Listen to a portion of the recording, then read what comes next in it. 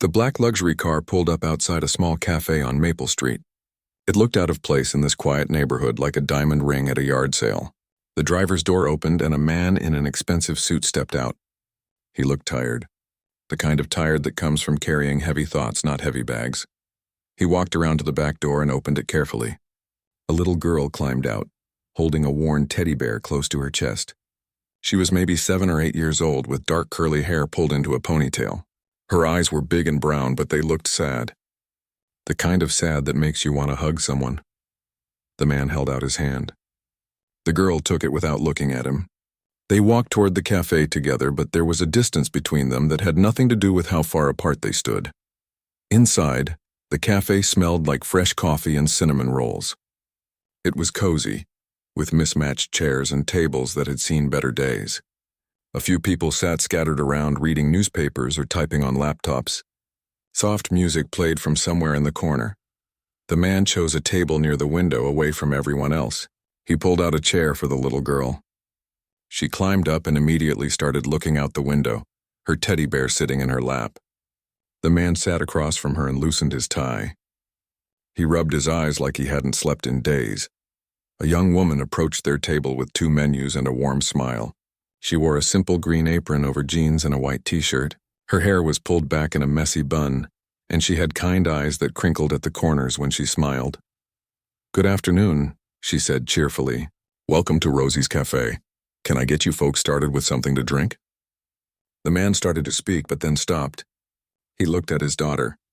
The little girl didn't look up from the window. She just kept staring outside, watching the leaves fall from the trees. "She'll have apple juice," the man said quietly. "And I'll take a black coffee, please." The waitress nodded and started to turn away, but something made her pause. She looked at the little girl again, then back at the man. There was something in his eyes that looked like worry mixed with sadness. "Is this your first time here?" the waitress asked, her voice gentle. The man nodded. "Yes, we were just driving by and thought we'd stop." "Well, we're glad you did," she said. She bent down slightly, trying to catch the little girl's attention. "And what's your friend's name?" she asked, pointing to the teddy bear. The little girl didn't respond. She didn't even turn her head. The man's jaw tightened and he opened his mouth to explain, but the waitress held up a gentle hand. "That's okay," she said softly. "Some days we all just need some quiet time, don't we?" She stood up and smiled at both of them. "I'll be right back with those drinks." As she walked away, the man watched her go. Something about the way she didn't push, didn't demand a response from his daughter, made his chest feel a little less tight. A few minutes later, the waitress returned with their drinks. She set the apple juice in front of the little girl and the coffee in front of the man. Then she pulled out her order pad. "Are you ready to order, or do you need a few more minutes?" she asked. The man picked up the menu and scanned it quickly. "I'll have the turkey sandwich." "And for her?" He turned to his daughter. "Sweetheart, what would you like?" The little girl finally looked away from the window. She picked up her menu with small hands and pointed at a picture of pancakes with strawberries on top. She didn't say anything, just pointed. "The pancakes?"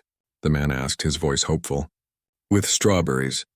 The girl nodded once, then went back to looking out the window. The man looked at the waitress. "She'll have the pancakes with strawberries, please." The waitress wrote it down, but she was watching the little girl with a thoughtful expression. Something clicked in her mind. The way the girl communicated only by pointing. The way she didn't speak at all. The sadness in the father's eyes. The waitress did something unexpected. She moved closer to the table and bent down again, this time directly in the little girl's line of sight. Then she did something with her hands. Her fingers moved in specific patterns, shapes that meant something. The little girl's head snapped toward her. Her eyes went wide with shock. The waitress's hands moved again, slowly and clearly. She was using sign language. The little girl stared at her, mouth slightly open. Then, hesitantly, her own small hands lifted from her lap. Her fingers formed shapes, moved in patterns. She was signing back. The waitress's face broke into a huge smile. Her hands moved again, and the little girl responded. Back and forth they went, having a conversation that made no sound but said everything. The man sat frozen in his chair. He couldn't believe what he was seeing. His daughter, who barely acknowledged anyone anymore, was communicating. Really communicating. Not just pointing or nodding, but actually talking with her hands. Her face animated in a way he hadn't seen in so long. The waitress laughed at something the girl signed. Then she signed something else, and the girl's face lit up with a smile. An actual smile, small but real. The man felt something wet on his cheek. He touched it and realized he was crying. He quickly wiped his eyes, but he couldn't stop watching his daughter. She looked alive again. She looked like herself. After a moment, the waitress stood up. She signed something final to the girl, who nodded eagerly. Then the waitress looked at the man. His face must have shown everything he was feeling, because her expression softened with understanding. "I'll get that order in for you," she said quietly. "Wait," the man said, his voice rough. How do you know sign language?" The waitress smiled. "My little brother was born deaf. I've been signing since I was 10 years old. It's just second nature to me now.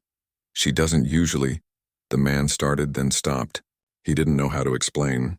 "She hasn't really connected with anyone in a long time." The waitress glanced at the little girl, who was now drawing shapes on the foggy window with her finger. "She seems like a sweet kid. Sometimes people just need to be met where they are, you know?" The man felt his throat tighten. "We've seen so many doctors, therapists, specialists. Everyone has a different opinion, a different treatment plan. But nothing has worked. She just keeps pulling further away." The waitress nodded slowly. "I'm sorry you're going through that.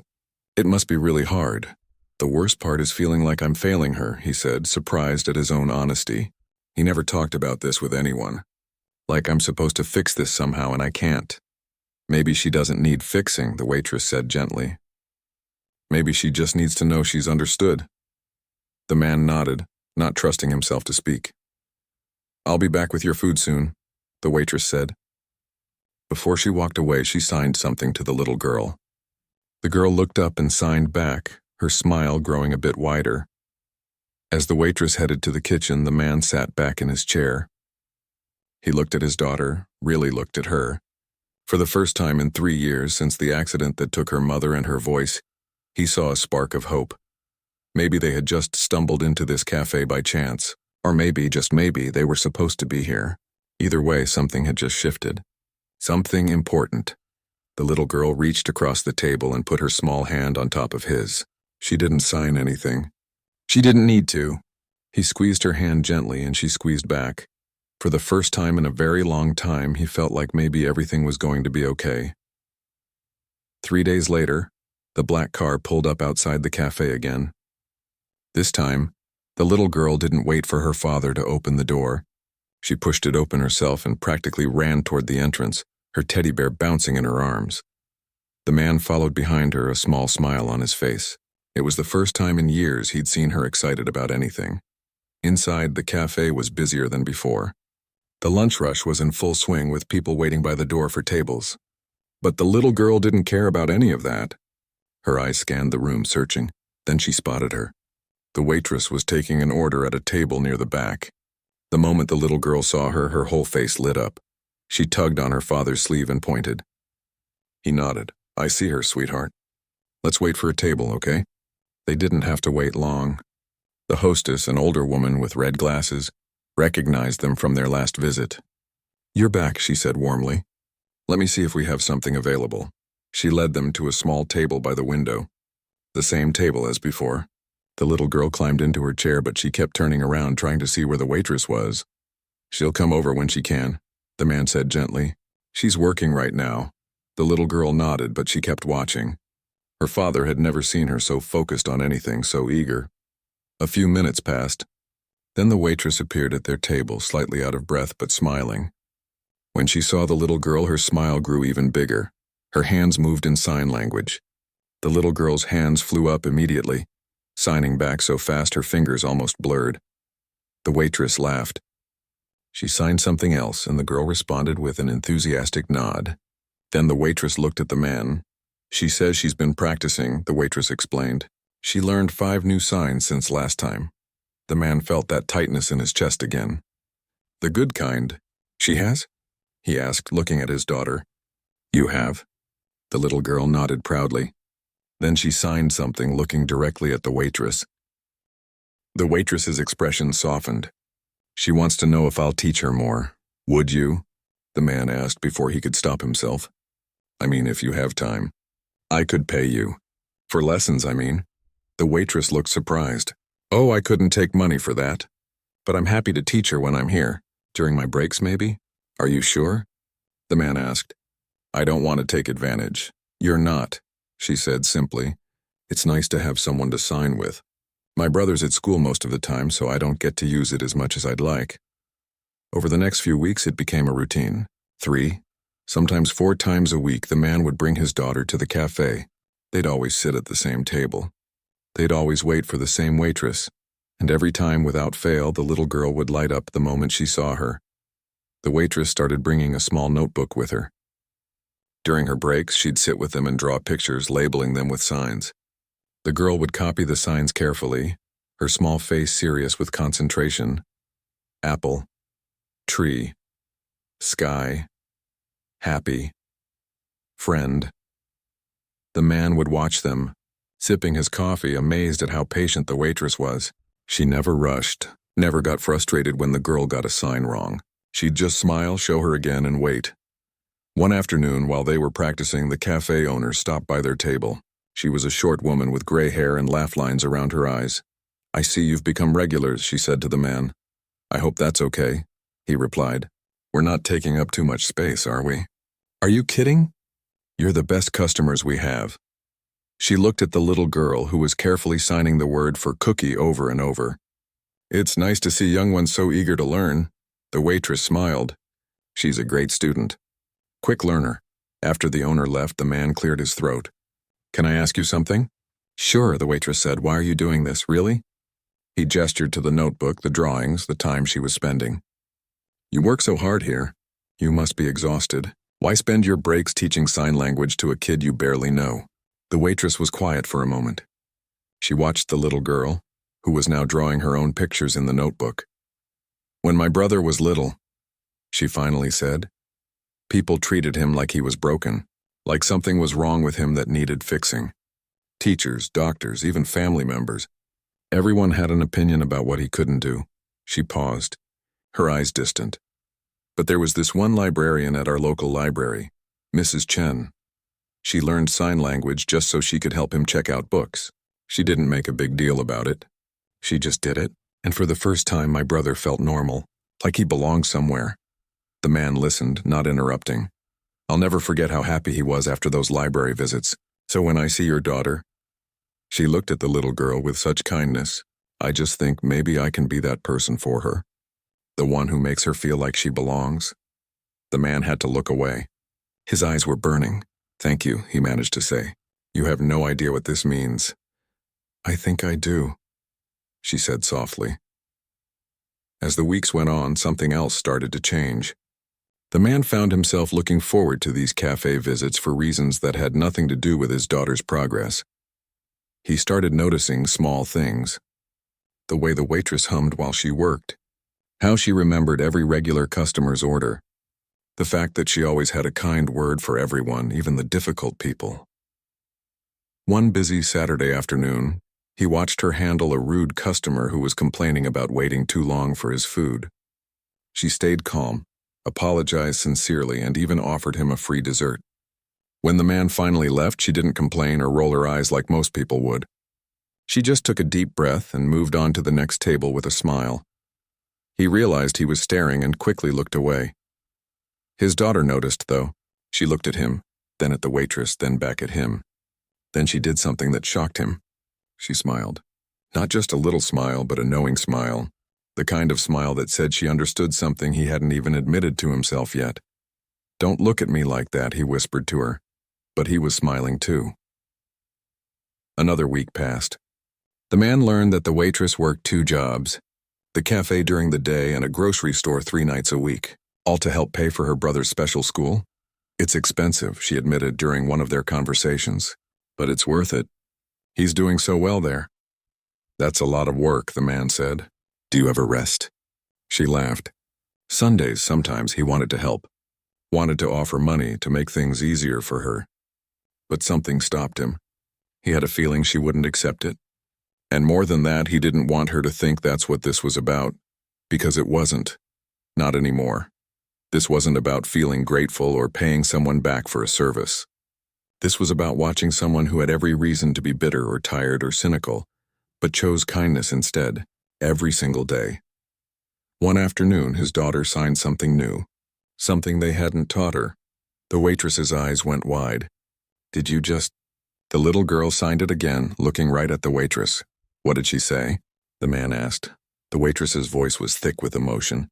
"She called me her friend." The man watched as his daughter reached across the table and took the waitress's hand.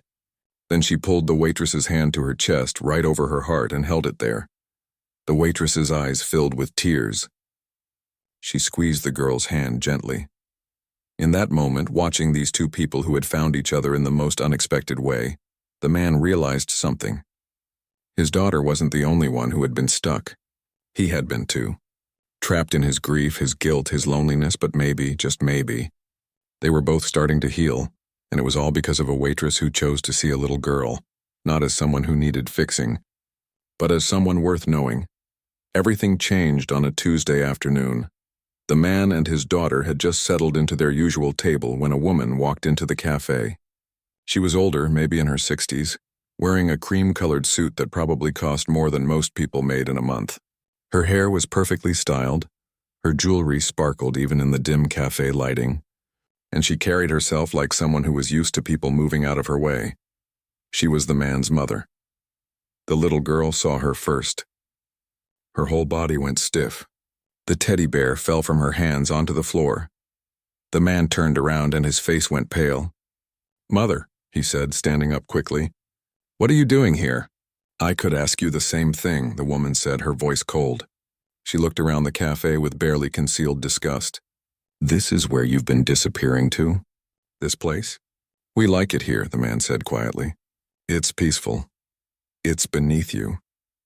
The woman pulled out a chair and sat down without being invited. She didn't even glance at her granddaughter. "We need to talk." Before the man could respond, the waitress appeared at their table. She didn't know who this woman was, but she could feel the tension.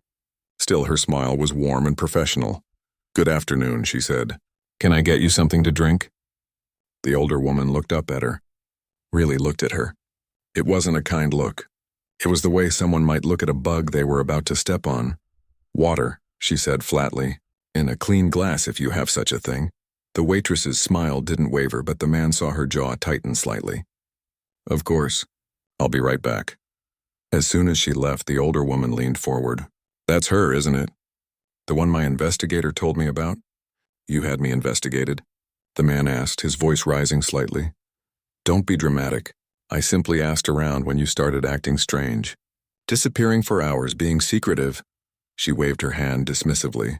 "Imagine my surprise when I learned you've been wasting your time in some rundown cafe, letting the help play with my granddaughter." The little girl's hands started moving, signing frantically. She looked scared. "Don't call her that," the man said, his voice hard. "She's not the help.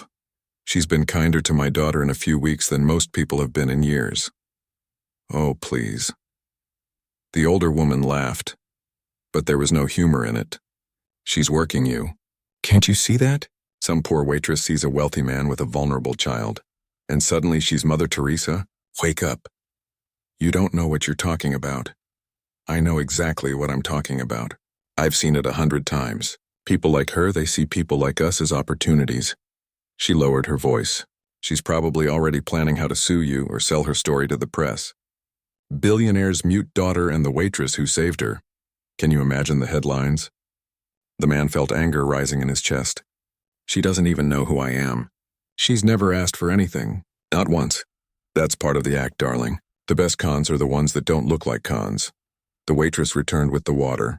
As she set it down, the older woman inspected the glass like she was looking for dirt. She didn't say thank you.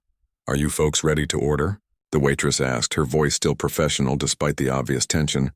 "We won't be eating," the older woman said. Then she looked at the man. "We're leaving now." "No," the man said. "Excuse me?" "I said no. We're staying." The older woman's face turned red. "Don't be childish. I have a car waiting outside. I've arranged a meeting with Dr. Richardson from Switzerland. He's only in the country for 3 days, and he's agreed to see your daughter. This could be the breakthrough you've been waiting for." The little girl's hands moved again, faster now. She was signing to the waitress who had knelt down beside her chair. It's okay, sweetheart, the waitress signed back. Everything's okay. The older woman saw this exchange and something in her expression turned mean. How touching, she said, her voice dripping with sarcasm. She looked at the waitress. Tell me, how much is he paying you for these little performances? The waitress stood up slowly. I'm not sure what you mean. Oh, don't play innocent with me. How much? What's your rate for pretending to care about a damaged child? The man stood up so fast his chair nearly fell over. That's enough. But the older woman wasn't done. She was on a roll now, her voice getting louder. Other customers were starting to look over. Do you know who we are? She asked the waitress. Do you know how much money this family has? How many lawyers we employ? If you think you can take advantage of my son's grief and my granddaughter's condition, you're in for a very rude awakening. The waitress's face had gone pale, but her voice stayed steady. Ma'am, I'm not trying to take advantage of anyone. I'm just trying to help. Help. The woman laughed again, that same cruel laugh. You're a waitress. You work in a cafe that should have been condemned years ago. What could you possibly offer that we can't buy from the best specialists in the world? The little girl made a sound. Not a word, but a sound. A whimper. Her hands were shaking. The waitress immediately turned back to her, signing something gentle and reassuring. The little girl grabbed her hand and held on tight. That's when the cafe owner appeared. Is there a problem here? Yes, the older woman said, standing up. The problem is that your employee has been manipulating my family. I expect you to terminate her immediately, or I'll have my lawyers. Actually, the cafe owner interrupted, her voice calm but firm. I think you need to leave. The older woman looked shocked. Excuse me? You heard me. You're upsetting my customers and my staff. I'm going to have to ask you to leave. Do you have any idea who I am? I don't care if you're the Queen of England, the cafe owner said. You're being disrespectful and you're disturbing the peace. Please leave or I'll call the police. For a moment, the older woman just stood there, her mouth open. She wasn't used to being told no. Then she turned to her son. Fine. But this conversation isn't over. You have until tomorrow morning to come to your senses. If you insist on continuing this foolishness, there will be consequences. Do you understand me? The man looked at his daughter, who was still holding the waitress's hand like it was a lifeline. Then he looked at his mother. The only consequence I care about is my daughter's happiness, and for the first time in 3 years, she's happy here. So no, mother. I'm not going anywhere. The older woman's eyes narrowed. You're making a mistake. Maybe, the man said, but it's my mistake to make. The woman grabbed her purse and stormed out of the cafe. The door slammed behind her so hard the little bell above it kept ringing for several seconds. The silence that followed was heavy. Everyone in the cafe had stopped what they were doing to watch. The man sat back down slowly. His hands were shaking. I'm so sorry, he said to the waitress. I'm so sorry. She had no right to speak to you that way. The waitress was still kneeling beside the little girl who had started crying silently, tears running down her cheeks. It's okay, she said softly, though her own hands were trembling. Really, it's okay. It's not okay, the man said. He looked at his daughter, then at the waitress. She called you. She said terrible things, and none of them are true. You have to know that. The waitress nodded, but she looked shaken. She signed something to the little girl, who signed back desperately.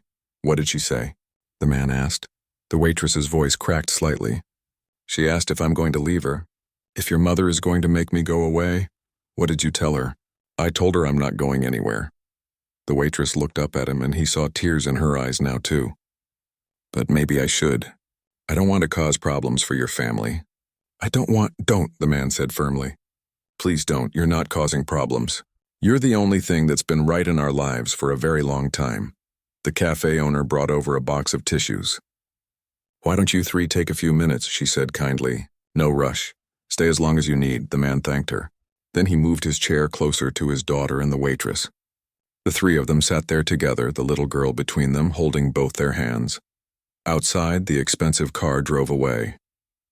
But inside the small cafe, something important was happening. Something that couldn't be bought or threatened or scared away. A family was being born, not the traditional kind, not the perfect kind, but a real one, built on kindness and understanding and the courage to choose love over fear, even if it meant losing everything else. The man didn't bring his daughter to the cafe for 3 days after the confrontation. Not because he didn't want to, but because he needed to deal with the fallout. His mother had made good on her threats. She'd called an emergency family meeting. She'd told other family members that he was being manipulated. She'd even threatened to take legal action for custody of his daughter, claiming he wasn't making sound decisions. The man sat in his home office, staring at his phone. He had 17 missed calls from his mother, 12 from his lawyer, 6 from various family members, all wanting to talk some sense into him. His daughter sat on the floor nearby, drawing pictures. Every single picture was of the cafe, of the waitress teaching her signs. Of the 3 of them sitting at their table by the window, she hadn't asked to go back. Not out loud anyway, but he could see it in her eyes.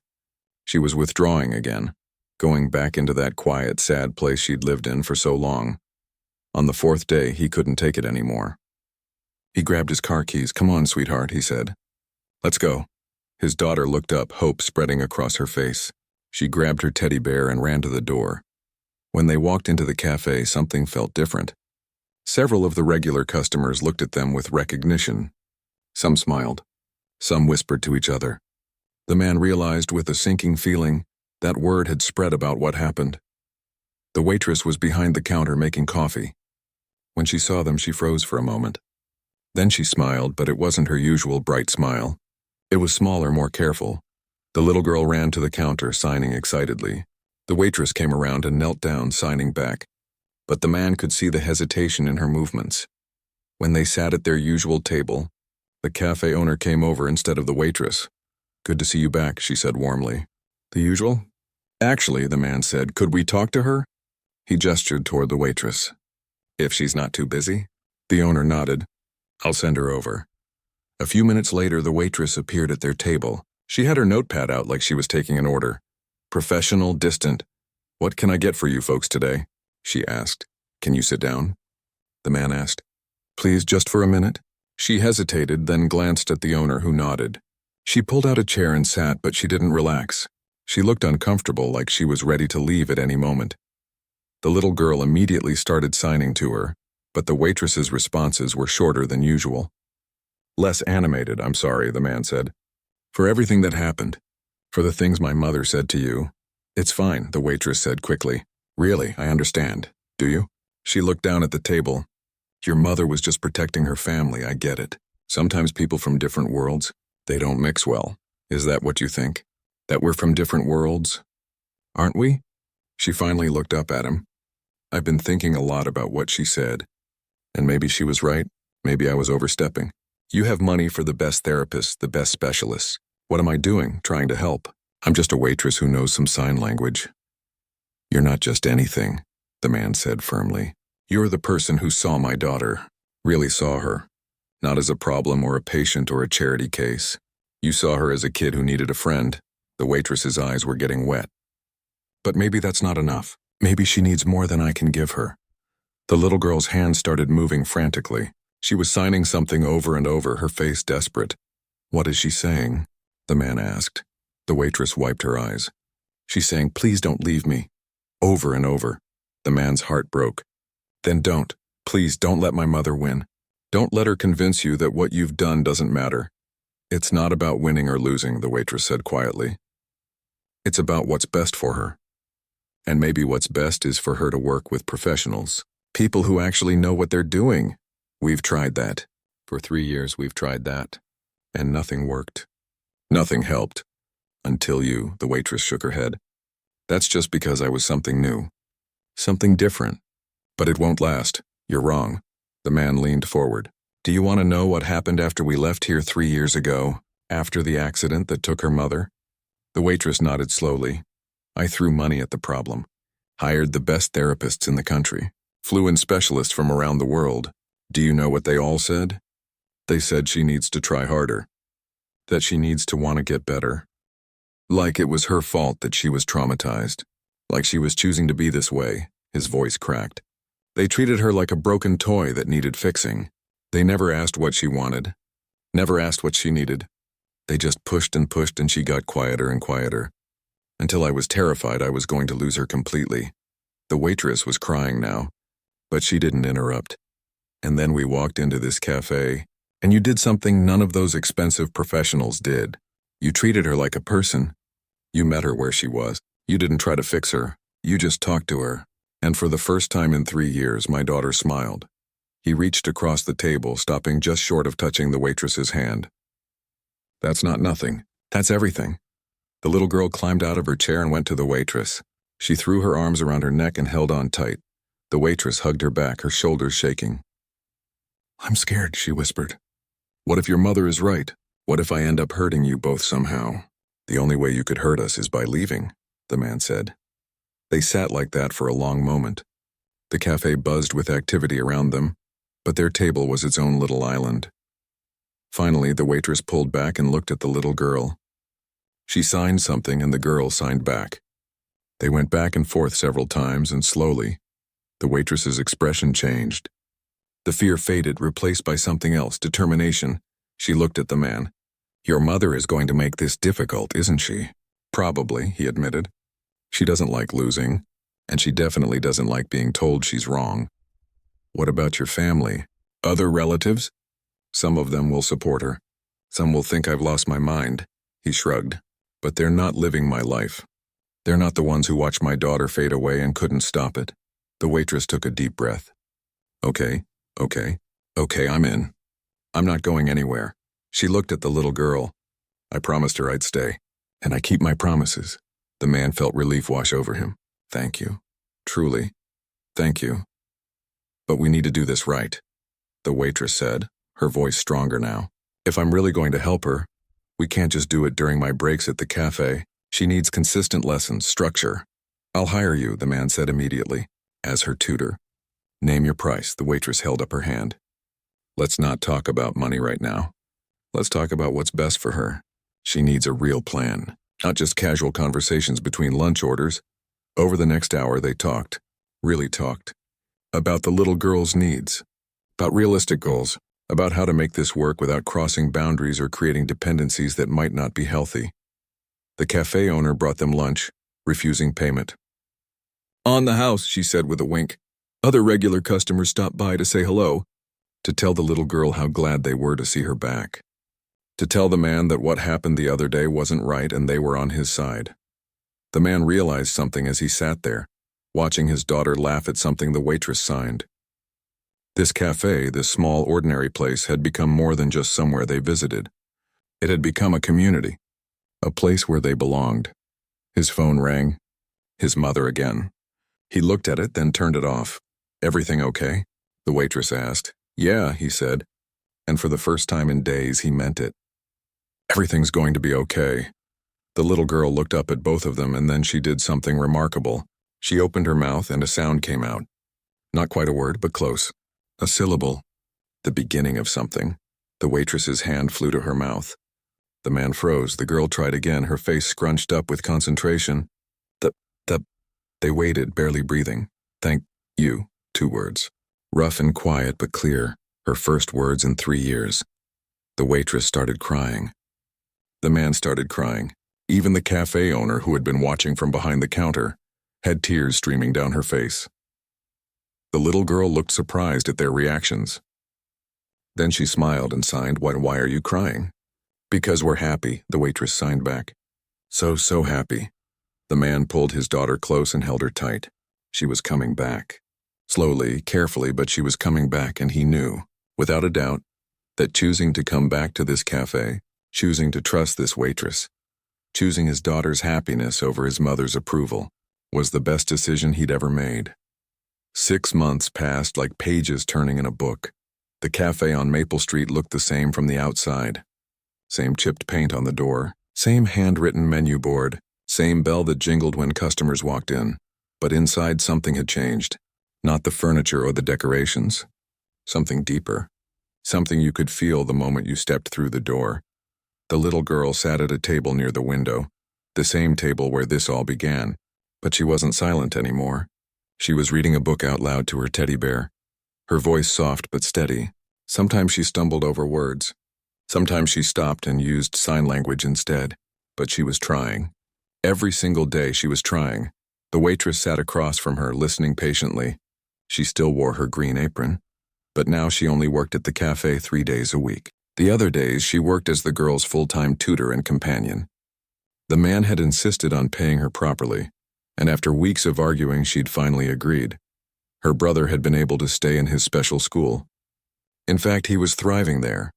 Sometimes he came to the cafe after school, and he and the little girl would sign to each other, making up secret jokes that nobody else understood. The man walked in carrying a stack of papers. He looked different too, less tired, less weighed down. He smiled more easily now, and there were fewer lines on his forehead. "How's the reading going?" he asked, sitting down next to them. "She finished 2 whole chapters today," the waitress said proudly. Without stopping once, the little girl beamed. "It's a good book," she said, her words still careful but clear. "About a girl who finds a magic garden." "Sounds wonderful," the man said. He looked at the waitress. "Can we talk for a minute?" Something in his tone made her look up quickly. "Is everything okay?" "Everything's fine. Better than fine, actually. But I need to tell you something." They moved to a different table while the little girl continued reading to her teddy bear. The cafe was quiet that afternoon. Just a few regular customers scattered around, people who had become like family over the past months. "My mother wants to meet with us," the man said. The waitress's face went pale. "Oh, don't worry. It's not what you think." He pulled out some of the papers he'd been carrying. "She's been watching from a distance, keeping tabs on everything. And she's seen how much my daughter has improved." "Is she still angry?" "Probably. She doesn't like admitting she was wrong, but—" He paused, choosing his words carefully. "She's seen the changes. How happy her granddaughter is now. How she's speaking again, going to school, making friends. And I think maybe she's starting to understand." The waitress twisted her hands in her lap. "What does she want?" "To apologize. And to meet you properly, without the anger and accusations." "I don't know if I can do that," the waitress said quietly. "The things she said, I know. Believe me, I know." The man reached across the table, then stopped, remembering boundaries. "You don't have to see her if you don't want to." "I told her that. But she asked, and I promised I'd ask you." The waitress looked over at the little girl, who was now drawing pictures in the margins of her book. "What do you think I should do?" "I think," the man said slowly, "that holding on to anger hurts us more than it hurts the person we're angry at. But I also think you have every right to say no. This is your choice. No pressure. No expectations." The waitress was quiet for a long time. Finally, she nodded. "Okay, I'll meet with her, but here, in the cafe. With other people around, of course. Whatever makes you comfortable." The meeting happened 3 days later. The older woman arrived exactly on time, wearing a simpler outfit than before. No jewelry. No designer bag. She looked nervous, which was strange to see on someone usually so confident. The little girl saw her grandmother and hesitated. But then she did something that surprised everyone. She walked over and signed hello. The older woman's eyes widened. Then slowly, awkwardly, she signed back. It wasn't perfect. Her fingers fumbled over the shapes. But she was trying. "You learned sign language?" the man asked, shocked. "I've been taking lessons," his mother said stiffly. 3 times a week for the past 2 months. "I'm not very good yet, but—" She looked at her granddaughter. "I wanted to be able to talk to you properly." The little girl smiled and signed something else. The grandmother looked confused, so the girl repeated it slower. "She says you're doing great," the waitress translated quietly. The older woman's eyes filled with tears. "Thank you, sweetheart." They all sat down at the table by the window. The cafe owner brought coffee without being asked, giving the older woman a look that clearly said, "Behave yourself." "I owe you an apology," the older woman said, looking directly at the waitress. "What I said to you that day was cruel and unfair. You were helping my granddaughter, and I accused you of terrible things." The waitress nodded but didn't speak. "I was scared," the woman continued. "I'd watched my son struggle for 3 years. Watched my granddaughter disappear into silence. And I couldn't fix it. All my money, all my connections, and I couldn't fix it." Her voice cracked. "And then you did. In weeks, you did what none of us could do in years. And instead of being grateful, I was threatened." "Threatened?" the waitress asked. "You made me feel useless. Like I'd failed. And rather than admit that, I attacked you." "I'm sorry. Truly sorry." The waitress took a deep breath. "I forgive you. Just like that. Just like that." The waitress glanced at the little girl. "Because holding on to anger won't help anyone. And because she loves you and she needs her grandmother in her life. The older woman wiped her eyes with a napkin. You're much kinder than I deserve. Maybe. But kindness isn't about what people deserve. It's about what we choose to give. Over the next hour they talked. Really talked. The older woman asked questions about the tutoring, about the progress, about what came next. She listened without interrupting, without trying to take control. I'd like to be more involved, she said finally, if that's all right. I know I can't undo what I said, but I'd like to try to make up for it. The man looked at the waitress, who nodded. We'd like that, the man said. As the older woman was leaving, she stopped by the waitress one more time. Thank you, she said. Not just for forgiving me.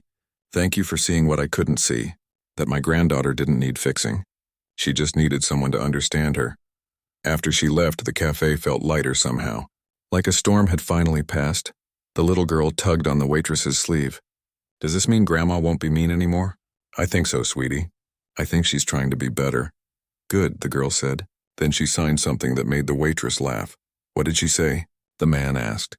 She said Grandma's sign language needs work, but she'll help her practice. The man laughed too. That sounds like a plan.